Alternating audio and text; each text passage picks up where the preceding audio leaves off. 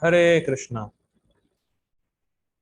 शुरू करते हैं। देखिए, purport by his divine grace A C Bhaktivedanta Swami Srila Prabhupada की जय हो। पढ़ते हैं। अर्जुन द्वारा व्यक्त इस हठीले मन को वश में करने की कठिनाई को भगवान स्वीकार करते हैं। किस शब्द से? असंशयम। नो डाउट, कठिन है करना। ठीक। और पॉइंट नंबर वन, किसने स्वीकार किया है? भगवान ने। भगवान ये स्वीकार कर रहे हैं मन को वश में करना कठिन है। और क्या भगवान ने ये कहा अर्जुन से, अरे मैं कर लूंगा तुम्हारे लिए, क्या दिक्कत है, तुम्हारे मन को मैं कंट्रोल कर लेता हूं ना। भगवान यहाँ पे तरीका बता रहे हैं। तो मेहनत करनी पड़ेगी भैया। मन को संयमित करने की मेहनत आपको ही करनी पड़ेगी। भगवान से तरीका बता रहे हैं। और जब मेहनत करेंगे तभी भगवान की कृपा मिलेगी। यहाँ पे भगवान डॉक्टर के समान बस दवाई बता रहे हैं, लेकिन लेना आपको ही पड़ेगा। तो जब हमारा प्रयास रहेगा मन को संयम करने का, तब ही भगवान की कृपा मिलेगी। ऐसा नहीं मैं कुछ नहीं करूंगा सब भगवान करेगा। कभी कभी लोग बोलते हैं मैं कुछ नहीं करूंगा, भगवान सब करते हैं वही सब करेंगे ना। अगर सब भगवान ही करते तो फाइट में अर्जुन को लगाते क्यों? और क्यों कहते कि मन को तुम्हें कंट्रोल करना है? भगवान बता रहे रास्ता, लेकिन चलना हमें खुद को ही है। और जब हम चलेंगे तब भगवान की कृपा हमें प्राप्त होगी। तो मेहनत तो करनी पड़ेगी भैया, मेहनत सब बच नहीं सकते। ठीक।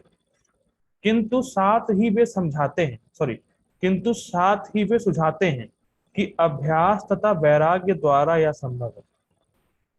देखिए, कभी भी आपसे कोई प्रश्न करे अब क्लास के बाद, how to control the mind, आपका उत्तर क्या होना चाहिए?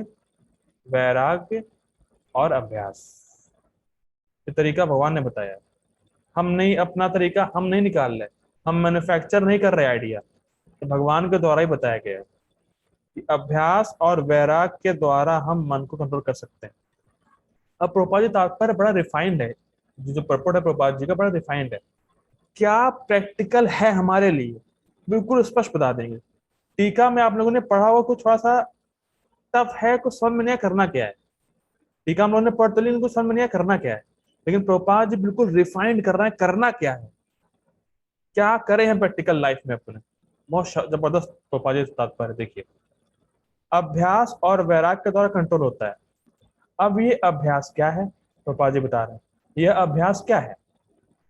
वर्तमान युग में तीर्थवास, परमात्मा का ध्यान, मन तथा इंद्रियों का निग्रह, ब्रह्मचर्य पालन, एकांतवास आदि कठोर विधि विधानों का पालन कर पाना संभव नहीं।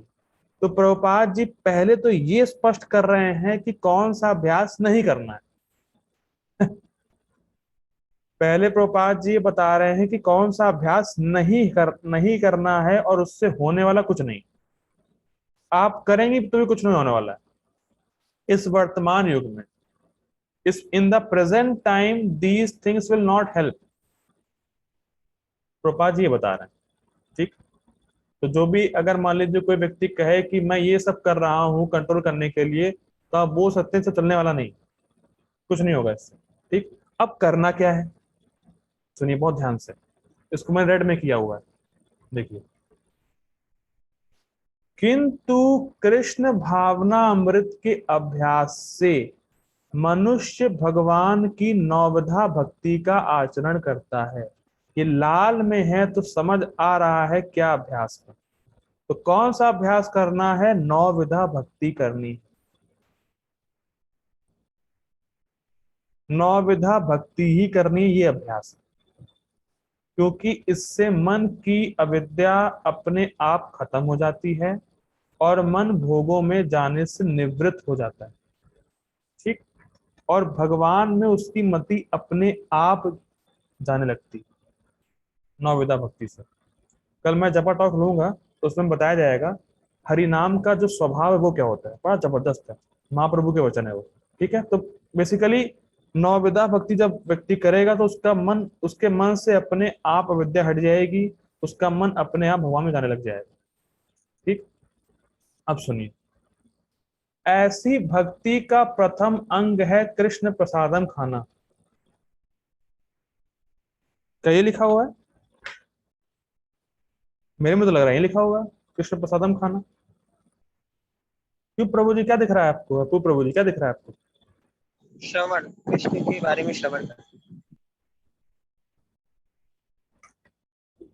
अब लिखा ही है तो जानते ही आप लोग, मैं कुछ बोलूंगा। तो प्रथम अंग है कृष्ण का श्रवण करना, कृष्ण के विषय में श्रवण करना। देखिए, हम श्रवण को अंडर एस्टिमेट कर रहे हैं, तो बहुत बड़ी भूल है हमारी। कभी कभी जैसे जपा आती है रिपोर्ट, साधना report, hearing no, reading no. तो नो मतलब क्या है भाई? श्रवण को बहुत अंडर एस्टिमेट कर रहे हैं, बहुत ज्यादा। अब श्रवण की महत्व प्रभुपाद जी बता रहे हैं। नौविधा भक्ति का मेन जो फर्स्ट स्टेप श्रवण। और देखिए, जीसस क्राइस्ट जो है, क्रिश्चियन लोग सोचते हैं जीसस क्राइस्ट हमारे पाप ले लेंगे और हम हर हफ्ते पाप करेंगे और उनको पाप दे देंगे। तो ये श्रद्धा क्रिश्चियन में आई कैसे? सिर्फ सुन करके बस। उनके पास इतना ज्ञान नहीं जितना हमारे पास है। वो बार बार एक कहानी को ही सुनते हैं और बार बार रोते हैं, और उनकी श्रद्धा इतनी पक्की है कि I will supply my sin to Jesus Christ. हम हर हफ्ते पाप करेंगे खूब जम के, और संडे को जाएंगे चर्च में और जीसस से कहेंगे मेरे पाप ले लो। क्योंकि ये श्रद्धा इतनी पक्की हुई कैसे? सिर्फ सुन के। तो श्रवण का सबसे बड़ा प्रभाव होगा आपके जीवन में जब आप भक्तों के संग में श्रवण करेंगे। उसका सबसे बड़ा प्रभाव है भगवान के प्रति आपकी श्रद्धा का उदय।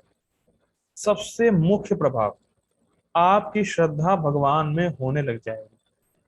और श्रद्धा का अर्थ क्या है? श्रद्धा का अर्थ है आदर बुद्धि, कि भक्ति बहुत अच्छी चीज है, करनी चाहिए मुझे, इसको मैं करूंगा। भक्तों के संग में जब आप श्रवण करेंगे, सबसे पहला प्रभाव यही होगा कि भक्ति करना अच्छा है, इसको मुझे करना चाहिए। ठीक। और इसका अपोजिट ले लीजिए, जब आप भोगी का संग करेंगे, जो भोग करता है, जो मेटेरियलिस्टिक पीपल है, जब आप उनका संग करेंगे, तुरंत ही भगवान की भक्ति में जो श्रद्धा आपकी है वो खत्म हो जाएगी, तुरंत। तो अगर हमारा उत्साह भक्ति में डाउन हो रहा है, तो ये आप समझ जाइए कि आपका जो श्रवण सोर्स है वो गलत है। आप गलत जगह से श्रवण कर रहे हैं बस। तो कई बार लोग कहते भी हैं जो भोगी है, अरे तुम क्या कर रहे हो, हरे कृष्णा ये सब क्या फायदा है, जिंदगी खराब कर रहे हो। बस जैसे ही ये शब्द कान में पड़ते हैं, तुरंत मन सोचता है यार मैं खराब तो नहीं कर रहा, मैं बात तो सही नहीं कर रही है, ये वो है। तुरंत डाउट होता है, मैं समझ नहीं खराब कर रहा, वाकई में कहीं ऐसा तो नहीं है। तुरंत ही चित्त पे प्रभाव दिखता है। क्या ऐसा है आपके जीवन में? कहीं भी कुछ गलत सुन लिया, जैसे ही कान से एंटर किया, तुरंत चित्त पे प्रभाव दिखता है, तुरंत, एट दैट इंस्टेंट। मान लीजिए मैं किसी को यहाँ पे बुरा कह दूंगा, जैसे ही मैं बुरा कहूंगा, तुरंत ही उसका जो है, जो मूड है, ऑफ हो जाएगा। तुरंत होता है, जैसे ही सुना हो गया। ये बहुत सूक्ष्म साइंस है कि शब्द का रस हम तभी अनुभव कर सकते हैं जब हम श्रवण करेंगे। मैंने क्या बोला? प्लीज रिपीट दिस स्टेटमेंट, शुभेच्छा माता जी।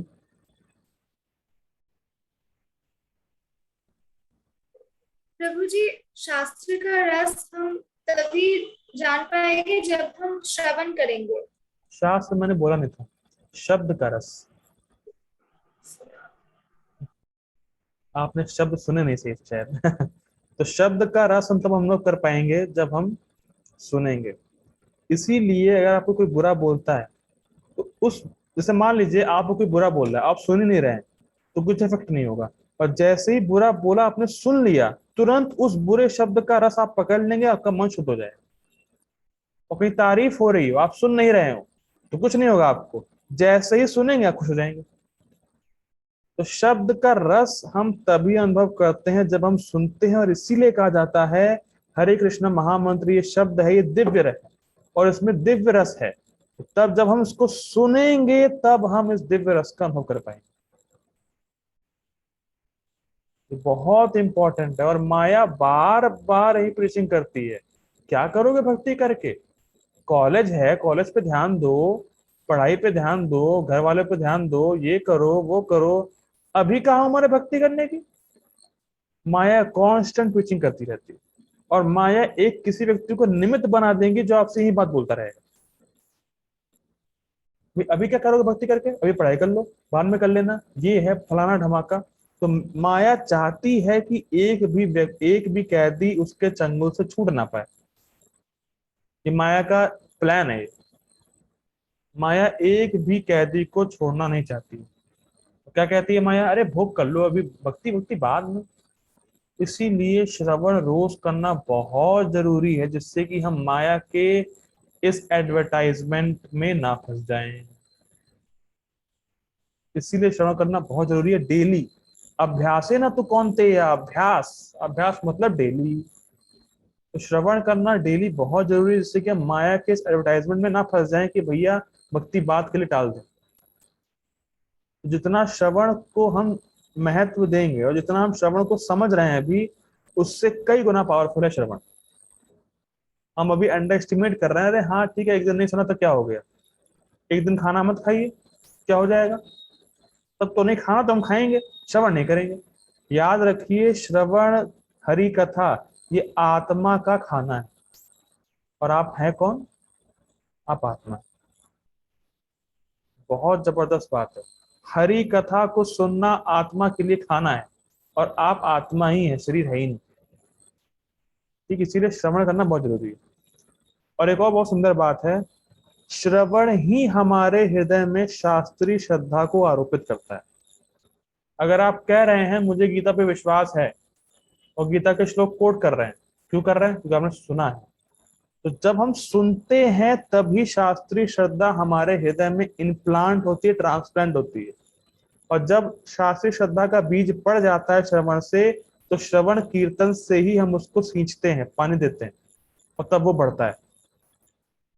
बात हमेशा याद रखिए, श्रवण करके ही शास्त्रीय श्रद्धा का भक्ति का बीज पड़ता है, और भक्ति का बीज पोषण तब होता है जब आप श्रवण कीर्तन नियमित रूप से करते रहते हैं। श्रवण कीर्तन पानी के समान, अगर आप पानी नहीं देंगे तो भक्ति का जो बीज है धीरे धीरे सूख जाएगा और खत्म हो जाएगा।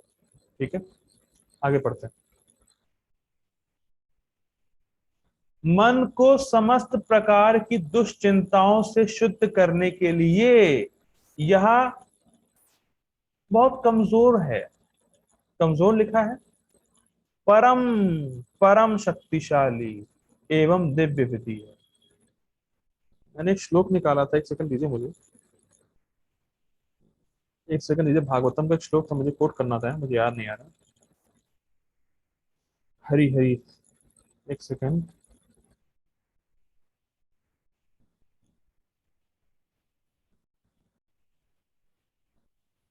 ठीक है, देखिए यहाँ पे बोला जा रहा है कि परम शक्तिशाली एवं दिव्य विधि है। तो जब हम, ध्यान सुनिएगा, जब हम भगवत गीता श्रीमद् भागवतम के शब्द को अपने कान से सिर्फ टच कराते हैं, मैंने क्या बोला?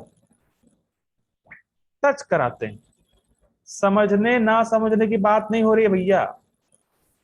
जब गीता और भागवतम के शब्द को हम कान से टच टच कराते हैं तो क्या प्रभाव होता है, क्या होता है जीव के साथ? श्रीमद् भागवतम के फर्स्ट कैंटो के 7वें अध्याय का 7वां श्लोक 1.7.7 आज पढ़ लीजिएगा, मैं भेज दूंगा। यस्याम वै श्रूयमाणानाम कृष्णे परम पुरुषे भक्तिर उत्पद्यते पुंसाम शोक मोह भयापह। यस्याम वै श्रूयमाणायाम, वै मतलब निश्चित ही, सर्टेनली, श्रूयमाणायाम सिर्फ कान से टच कराना है, गीता के भागवतम के हरिनाम को बस टच कराना है अपने कान से, तो क्या होगा? कृष्णे परम पुरुषे, जो कृष्ण है परम पुरुष हैं, भक्तिर उत्पद्यते, उनमें भक्ति उत्पन्न हो जाएगी। और उसका बेनिफिट क्या है? भक्ति उत्पन्न होना ये बेनिफिट है, मेन बेनिफिट है, इसलिए कहा जा रहा है दिव्य विधि है। जैसे ही कान से टच कराएंगे तुरंत ही कृष्ण में आपकी भक्ति उत्पन्न हो जाएगी। और साइड बेनिफिट क्या है? शोक मोह भयापहा, शोक मोह और भय से आप निवृत्त हो जाएंगे, छूट जाएंगे। शोक मतलब भूतकाल का नुकसान, अरे भाई पहले ये हो गया था, वो हो गया था, अरे ये है वो है, पहले का सोच सोच के शोक होता है, खत्म हो जाएगा वो। मोह मतलब मैं ये शरीर हूँ, इंद्रियां हूँ, खत्म। और और भय मतलब भविष्य में ये हो गया तो, कोरोना वापस आ गया तो, कोई छींक दिया तो क्या होगा? भाई देखो बहुत सिंपल सा बात है, कोई छीके नहीं छीके, जब मृत्यु आनी है तो बिना छीके भी कोई आ ही जाएगी मृत्यु। तो वो कुछ वो है, फिक्स है वो। पता नहीं कोरोना के नाम पे लोगों को बहुत ठगा है यार सरकार ने, तो क्या बताएं, वो तो बात अलग है। तो बेसिकली भय कि मैं ये ना हो जाए, वो होना, कोई बीमारी ना आ जाए, तो जो होना वो तो होना ही है, आप टाल नहीं सकते उसको। तो वैसा भविष्य का जो भय है उससे भी व्यक्ति निवृत्त हो जाता है। सिर्फ किससे? कान से टच कराने से। समझ में आने की बात तो है ही नहीं अभी यहाँ पे, समझ गया तो कहना ही क्या। लेकिन नहीं भी समझ रहा है, खाली आके बैठा है, कोई गीता क्लास कर रहा है, आके बैठा है, इस समय कुछ ही समझ में आ रहा है, तो उसको बस सुनने से, कान में उसके कुछ टच होगा, भक्ति बढ़ जाएगी भगवान की, भगवान में भक्ति उसकी उत्पन्न हो जाएगी। बहुत जबरदस्त है, दिव्य विधि है। ठीक है। और जैसे भक्ति बढ़ेगी व्यक्ति भोग से अपने आप ही निवृत्त हो जाएगा। इसीलिए बोल रहे हैं दिव्य है। दिव्य मतलब भगवान के संबंध में है, और कुछ हाथ पांव घुमाना नहीं अष्टांग योग की तरह, सीधे बैठना है, नाक वाक ऐसे करना है, फलाना धमाका, कुछ नहीं।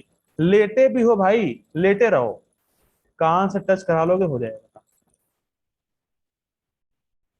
बहुत जबरदस्त है, परम शक्तिशाली। हम दिव्य विधि, दिव्य मतलब भगवान के संबंध में है। और शक्तिशाली क्यों है? शक्तिशाली इसलिए क्योंकि बस सुनने मात्र, टच कराने मात्र से भगवान में भक्ति उत्पन्न हो जाती है। बहुत जबरदस्त। ठीक है, आगे पढ़ते हैं। ये सब बहुत, देखिए यही सब तरीका है प्रैक्टिकली अपने मन को संयमित करने का, जो हम कर सकते हैं। ठीक। कृष्ण के विषय में जितना ही कम सुनते हैं, ये लिखा है, कम श्रवण करते हैं। ठीक है, देख लीजिए। कृष्ण के विषय में जितना ही अधिक श्रवण किया जाता है उतना ही मनुष्य उन वस्तुओं के प्रति अनासक्त होता है जो मन को कृष्ण से दूर ले जाने वाली हैं। सब बहुत जबरदस्त पॉइंट प्रभुपाद जी के तात्पर्य के हैं आज। देखिए बार बार हम कहते हैं कि मेरा मन भगवान में नहीं लग रहा, कोई बात नहीं, भगवान को ही अपने मन में ले आओ ना, दिक्कत कहाँ है? तो फिर रिपीट कर रहा हूं, मन भगवान में नहीं लग रहा है, कोई बात नहीं, अपने मन में भगवान को ले आओ। तो क्या तरीका है उसका, कैसे होगा? सुनो बार बार, श्रवण। तो भगवान शब्द के रूप में आपके हृदय में आते हैं। शृण्वताम स्वकथा कृष्णा पुण्य श्रवण कीर्तना हृदंतस्थो ही अभद्राणी विधुनोति सुहृत्सताम्। जैसे ही हम भगवान की कथा सुनते हैं, गीता को सुनते हैं, भागवतम को सुनते हैं, हरि नाम को सुनते हैं, तो वो जो शब्द है, जो मैं अभी आपके सामने शब्द बोल रहा हूं, ये शब्द कृष्ण ही है। It is not different from Krishna. ठीक। ये शब्द जो मैं बोल रहा हूं, जो लिखे गए हैं प्रभुपाद जी के द्वारा, ये सब कृष्ण ही है। और जब ये शब्द आपके कान में एंटर करते हैं, मतलब आपने कृष्ण को एंट्री दे दी है आपके कान के माध्यम से, और वे वो अंदर जाएंगे, आपके हृदय में जितना कचरा है मन में सब साफ कर देंगे। और इसीलिए जब साफ हो गया कचरा, तो आपका मन ऐसी वस्तुओं से अनासक्त हो जाएगा जो कृष्ण के संबंध में है ही नहीं। ये है साइंस। क्योंकि प्रभुपाद जी का एक एक मनोलीला है कि जब Prabhupada ji matchless gift shop के, जो उनका सेकंड एवेन्यू कौन सा घर था, उन्होंने वहां गए थे, 22nd एवेन्यू से 26th एवेन्यू था, तो जब वहां गए थे तो कोई सुनने आता नहीं था उनके लेक्चर। तो वो अपने लेक्चर खुद ही रिकॉर्ड करते थे और खुद ही सुनते थे। जो आप बुक देखते होंगे, गीता का सार हिंदी में जो बुक है, प्रभुपाद जी की small book, introduction to Bhagavad Gita, जो स्मॉल बुक है, वो प्रभुपाद जी का रिकॉर्डेड लेक्चर है, जो उन्होंने अपने आप ही रिकॉर्ड किया, खुद ही सुना। वो लेक्चर को बुक बनाया गया है। उस समय कोई था नहीं प्रभुपाद जी के साथ, उन्होंने खुद ही रिकॉर्ड किया, खुद ही सुनने के लिए। जो बुक आप देखते हैं, इंट्रोडक्शन टू भगवद गीता, या गीता का सार, जो स्मॉल प्रभुपाद जी की बुक है, वो लेक्चर का मतलब तो बुक बनाया गया है, कन्वर्ट किया गया है। तो प्रभुपाद जी बोलते थे कि भाई ये सारे शब्द दिव्य हैं, तो प्रभुपाद जी खुद ही रिकॉर्ड करते, खुद ही सुनते थे। ये बहुत जबरदस्त है जो हम पढ़ रहे हैं। जो इसीलिए प्रभुपाद जी ने बोला एक बात बहुत सुंदर, अ, भागवतम के फर्स्ट कैंटो के प्रपड़ में प्रभुपाद लिखते हैं, मेरी बुक्स को सुना जाना चाहिए। प्रभुपाद जी बोलते हैं पढ़ना है वो तो ठीक है, वो तो अच्छी बात है, लेकिन उसको सुना जाना चाहिए, क्योंकि जब व्यक्ति सुनेगा तब कान के माध्यम से कृष्ण एंटर करते हैं। प्रभुपाद जी लिखते हैं इस बात को कि मेरी बुक्स को सुना जाना चाहिए। जैसे मैं पढ़ रहा हूँ तो पढ़ भी रहा हूँ, बोल भी रहा हूँ, जब बोल रहा हूँ तो आपके कान में जा रहा है, तो कान में जाना चाहिए, वो इंपॉर्टेंट चीज है। तो बहुत जबरदस्त है कि प्रभुपाद जी कहते हैं कि जब मैंने, क्योंकि प्रभुपाद जी ने अपनी बुक्स रिकॉर्ड करी है, रिकॉर्डेड है, वो बोला है प्रभुपाद जी ने, उसी को लिखा गया है, तो रिकॉर्डेड है उनको। जब प्रभुपाद जी ने बोला है तो प्रभुपाद जी चाहते हैं उसको व्यक्ति सुने। पढ़े वो तो ठीक है, लेकिन सुनना बहुत इंपॉर्टेंट है, प्रभुपाद जी कहते हैं मेरी बुक्स को। ठीक है, आगे पढ़ते हैं। मन को उन सारे कार्यों से विरक्त कर लेने पर, जिससे कृष्ण का कोई संबंध नहीं है, मनुष्य सुगमता पूर्वक वैराग्य सीख सकता है। वैराग का अर्थ प्रभुपाद जी ले रहे हैं यहाँ पे। आपको जो कार्य करना अच्छा लगता है या जो आपको आता है, उनको भगवान के संबंध में करने लग जाइए, अपने आप वैराग्य हो जाएगा। सिंपल। आपको खाना खाना खाना बनाना अच्छा लगता है, कोई बात नहीं, बनाइए कृष्ण के लिए। खाना बनाना रोकना नहीं है, लेकिन जब आप कृष्ण के लिए बनाएंगे तो अपने लिए बनाने की भावना खत्म हो जाएगी। ये वैराग्य। जबरदस्त। आपको पढ़ाना अच्छा लगता है, प्रीचिंग करिए, तो प्रीचिंग करेंगे तो भगवान का यश गाएंगे। जब भगवान का यश गाएंगे तो किसी और संसारी व्यक्ति का यश गाना आपको अच्छा नहीं लगेगा। ये वैराग्य है। कुछ करना छोड़ना नहीं है, बस कृष्ण के संबंध में करना है, वो वैराग्य है। लेकिन अगर आप ऐसे कार्य कर रहे हैं जिसका संबंध कृष्ण से नहीं है, तो फिर वो वैराग्य नहीं। ठीक है, आगे बढ़ते हैं। वैराग का अर्थ है पदार्थ से विरक्ति और मन का आत्मा में प्रवृत्त होना। ये प्रभुपाद जी टीका से ले रहे हैं। टीका में पढ़ा था हम लोगों ने कि भोग में दोष दृष्टि और आत्म साक्षात्कार में प्रवृत्त होना, या ये फिक्स्ड होना कि मुझे आत्म साक्षात्कार करना, आत्मा का अनुभव करना। ठीक है, प्रभुपाद जी वहीं से ले रहे हैं। आगे पढ़ते हैं। निर्विशेष आध्यात्मिक व्यक्ति कृष्ण के कार्यकलापों में मन को लगाने की अपेक्षा अधिक कठिन है। क्या मतलब, इसका अर्थ क्या है?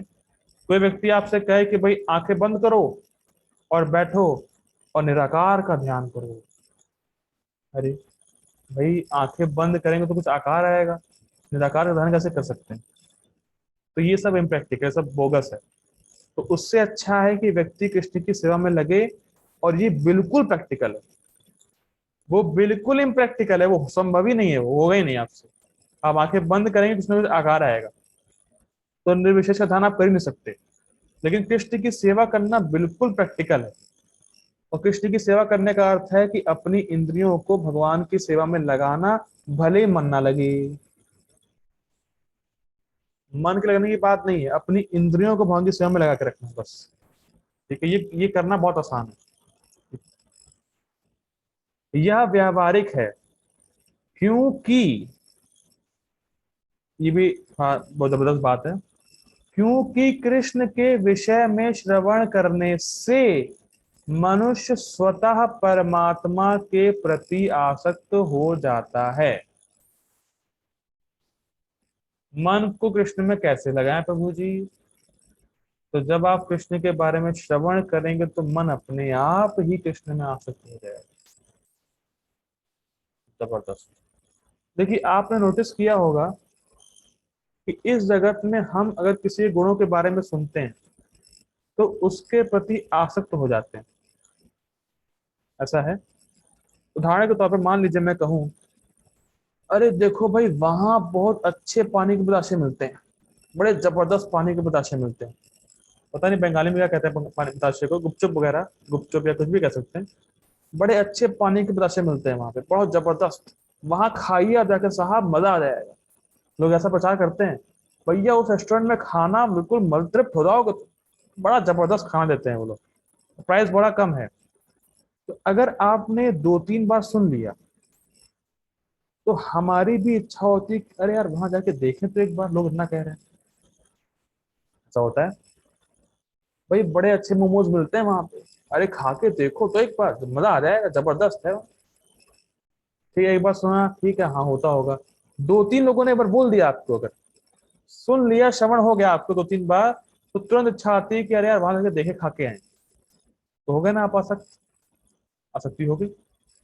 उसी प्रकार से कृष्ण के बारे में श्रवण करते रहें, कृष्ण के गुणों के बारे में, कृष्ण कितने कृपालु हैं, दयालु हैं, सागर आनंद के सागर हैं, सब सुनते रहेंगे दिव्य गुणों के बारे में कृष्ण के, तो अपने आप आसक्त हो जाएंगे। जैसे इस जगत में आप कोई किसी गुणों के बारे में चर्चा करते हैं तो अपने आप आसक्त होते हैं, कुछ करना नहीं पड़ता। कहा गया मोमो अच्छे मिलते हैं वहां पे, सुना, अपने आप मन आ जाएगा, कुछ करना नहीं पड़ेगा। तो उसी प्रकार से जब हम कृष्ण के बारे में सुनते रहेंगे, सुनते रहेंगे, सुनते रहेंगे, तो अपने आप ही मन हमारा कृष्ण में आसक्त हो ही जाएगा, कोई मतलब डाउट नहीं उसमें। ठीक, यह आसक्ति परेशानुभूति, लाल में लिखा है, यह आध्यात्मिक तुष्टि कहलाती है। पर ईश अनुभूति, इसको अगर तोड़ेंगे आप परेशानुभूति को, तो पर ईश अनुभूति, ईश अनुभूति मतलब भगवान की ऐसी अनुभूति जो पर है। जैसे मान लीजिए अगर आपको नाम जपने कभी सुख मिला है, अच्छा लगा है, तो वो अनुभूति भौतिक नहीं है।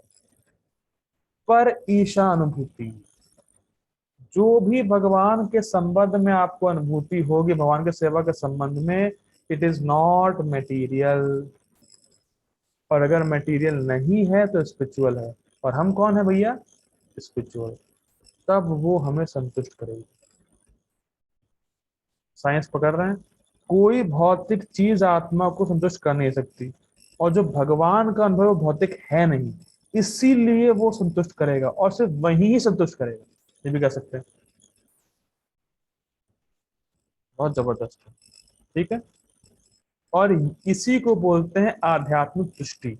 तो जब व्यक्ति आध्यात्मिक तुष्टि या भगवान का अनुभव प्राप्त करने लगा, तो अपने आप ही उसका भौतिक चीजों से वैराग्य आ जाएगा, क्योंकि वो उसको संतुष्ट करने वाली ना थी और ना हो सकती।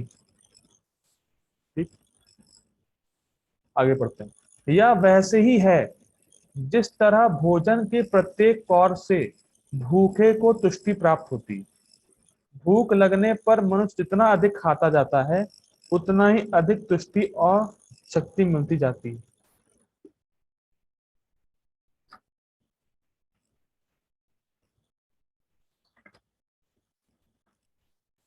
इस पे आचार्य लोग कोट करते हैं, बताते हैं टीका में, अगर आपने एक कौर खाया रोटी का, तो आप ये नहीं कह सकते कि मेरी भूख शांत नहीं हुई। बात समझ आ रही? अगर आपको बहुत भूख लगी है और आपने एक रोटी का कौर खाया, तो आप ये नहीं कह सकते मेरी भूख शांत नहीं हुई है। लेकिन अभी भी थोड़ी भूख है, पूरी भूख समाप्त नहीं हुई है, लेकिन कुछ तो शांत हुई भी है। तो वैसे ही अगर हम थोड़ी भक्ति कर रहे हैं, तो थोड़ी भूख की इच्छा रह सकती है। ठीक, लेकिन अगर हम ज्यादा भक्ति करेंगे और बराबर कृष्ण की सेवा में लगाए रहेंगे, तो उतना ही भोग की इच्छा समाप्त भी हो जाएगी। क्या पकड़ पा रहे हैं भाई? मान लीजिए मुझे बहुत भूख लगी है, मैंने कम रोटी खाई, तो कुछ भूख शांत हुई और कुछ अभी भी बाकी है। फिर अगर हमने पूरा ही पेट भरे खा लिया तो भूख नहीं रह गई, और जितना मैं खाता जा रहा हूं उतना भूख कम होती जा रही है। पकड़ में आ रहा है? जितनी भक्ति करते रहेंगे उतनी ही भौतिक आसक्ति कम होती जाएगी। ये साइंस है। ये नहीं कह सकते कि अरे भक्ति भी कर रहे हैं, भौतिक इच्छा भी बढ़ रही है, ऐसा नहीं हो सकता। आप ऐसा नहीं कह सकते मैं खाना भी खा रहा हूँ, भूख भूख भी बढ़ रही है, ऐसा कैसे हो सकता है? आप खा रहे, भूख कम होगी ना। उसी प्रकार से जब व्यक्ति भक्ति कर रहा है तो भौतिक इच्छाएं, भौतिक भोग को भोगने की जो वासना है वो सब कम होंगी, खत्म होगी। ठीक है, ये बात है। और इस पे एक जगह और लिखते हैं, प्रभुपाद जी बताते हैं कि आप रोटी खाए, आपका पेट भर गया, तो क्या कोई और बताएगा आपको आपका पेट भर गया? आप खुद समझ जाएंगे, खुद समझ जाएंगे। तो इसीलिए अगर आप भक्ति में प्रगति कर रहे हैं तो ये और कोई नहीं बताएगा आपको, आप खुद समझ जाएंगे। ये स्वयं का अनुभव होगा कि मैं भक्ति में प्रगति कर रहा हूँ और नहीं कर रहा हूँ, ये भी आपको पता होगा, कोई और नहीं बताएगा। ठीक है, आगे पढ़ते हैं। इसी प्रकार भक्ति संपन्न करने से दिव्य तुष्टि और शक्ति उसे मिलती जाती है। ठीक है, इसी प्रकार भक्ति संपन्न करने से दिव्य तुष्टि की अनुभूति होती है, परेशानुभूति, पर ईश अनुभूति। ठीक, क्योंकि मन भौतिक वस्तुओं से विरक्त हो जाता है। जैसे जैसे भक्ति कर रहे हैं, मन में भोग इच्छाएं समाप्त होती जा रही हैं। आप रोटी खा रहे हैं, भूख कम हो रही है। ठीक, अब भोपाली टीका को फॉलो करेंगे, सुनाना कुछ नहीं। यह कुछ कुछ वैसा ही है जैसे कुशल उपचार तथा सुपथ्य द्वारा रोग का इलाज। पढ़ा था हम लोगों ने टीका में, याद है कुछ? आज ही पढ़ा है टीका में पढ़ा हुआ है। ठीक है, अतः भगवान कृष्ण के, देखिए अब हमें फाइनली करना क्या है, मन संयमित करने के लिए पापा जी कंक्लूड कर रहे हैं इसको। अतः भगवान कृष्ण के कार्यकलापों का श्रवण उन्मत्त मन का कुशल उपचार है। उन्मत्त मतलब जो किसी की ना सुने।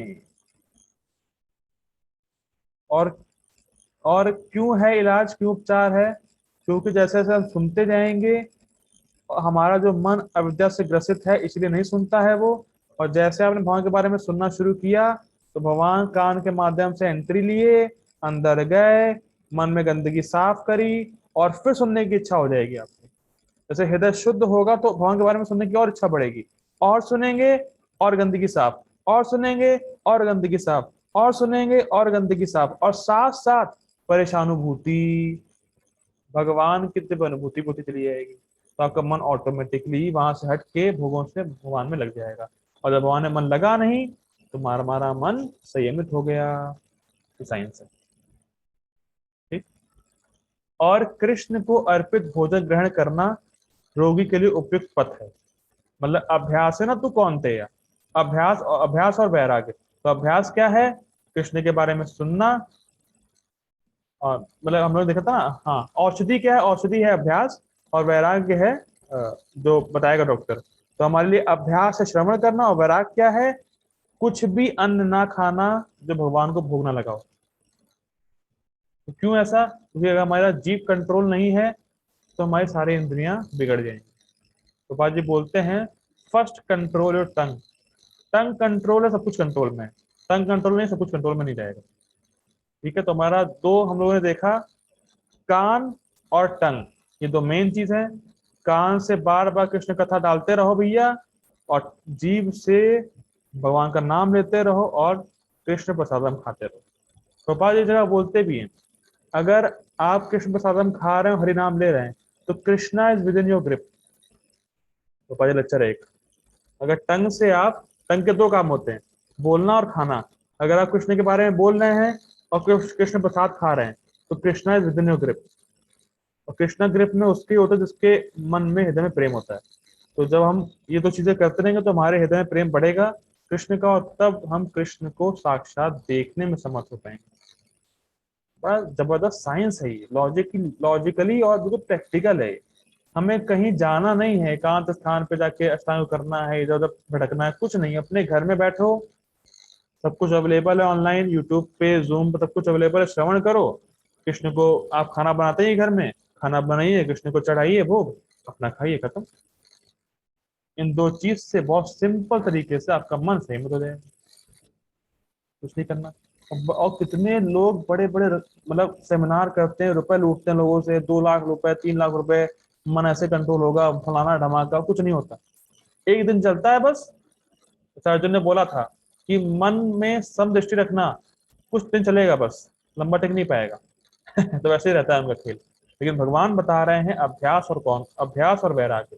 अभ्यास और वैराग्य करते रहेंगे मतलब कृष्ण के बारे में सुनते रहेंगे, डेली सुनना है। आज सुना, कल नहीं सुना, परसों सुना, फिर नहीं सुना, ऐसा नहीं। अभ्यास मतलब डेली सुनना है और कृष्ण प्रसाद खाना है। इससे हम देखेंगे, और व्यक्तिगत सबका अनुभव होगा ही होगा, कि इसको करने से कुछ हद तक मन संयमित होता है। ठीक है, अब फिर हम लोग अब हम लोग कल मिलते हैं। हरे कृष्णा। श्रील प्रभुपाद की जय। श्री भगवद गीता की जय। हरे कृष्णा। कल मिलते हैं।